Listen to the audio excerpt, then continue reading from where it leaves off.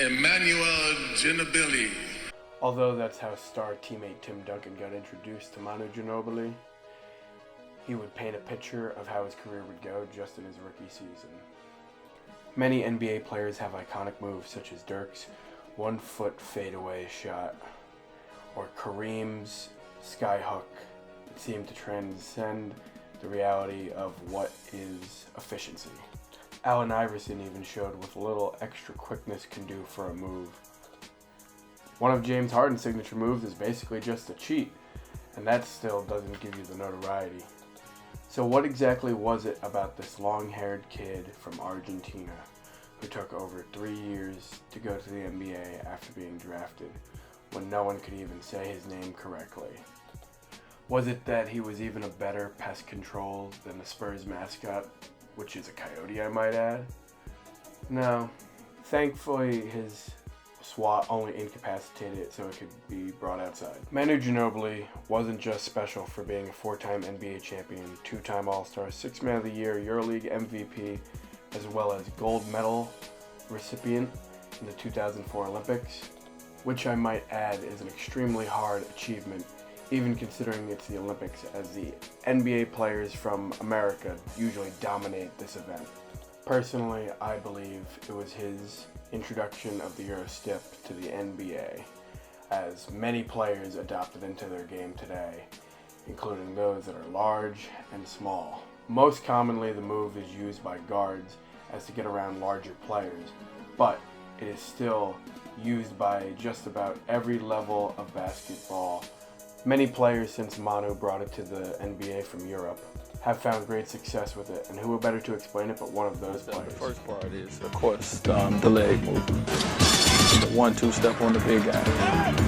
When you do the step, you take the right, and everyone thinks you're going right, but then you come back left real fast, where, you're going off the left foot, and you can possibly go up with the left hand. Quick, beautiful drive. Phillips with a left hand. Once and 2 of 7. Wade thought about 3. In the goal. When you want to draw a charge, you forget about your defensive position. You just get straight. So you lose lateral movements. So that's when I use my long lateral step. That is the Euro step. Euro step here. Magnificent. I've done it since I remember playing basketball. I did it in the Middle East, and nobody mentioned the uniqueness of my steps. So when I got here, and then they put a name on it, and everybody started doing it. So I guess there was something different. Manu Ginobili was a very special, generational type of talent. Even though he spent most of his time coming off the bench, he did things that would change the course of basketball history, unlike anything the world has seen until Steph Curry. And even as Steph has changed the game himself, many people come in to question if it is ruining the game of basketball fundamentally. But no one would ever dare say that about Manu Ginobili and his introduction of the Euro step, as it is classic basketball. It still encompasses dribbling, as well as the ability to make a shot after contact or after avoiding the contact. Comparing this to how the three-pointer has changed the NBA, as everybody is focusing on that and not much else. Many other elements of the game are being lost to this.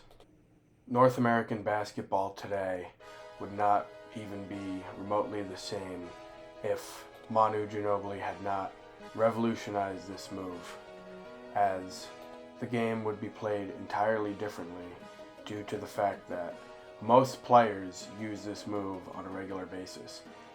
Personally, I play basketball on the regular, on pickup as well as in competitive leagues, and I do not go a game without seeing at least 2 Euro steps. If that isn't a testament to someone's impact on a sport, I don't know what is.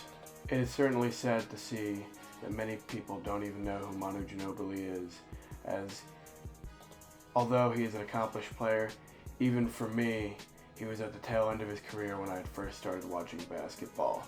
But I do believe many more people will hear about him in the coming years, as he is now in his first year of Hall of Fame eligibility, and to no one's surprise, he will be a first ballot Hall of Famer.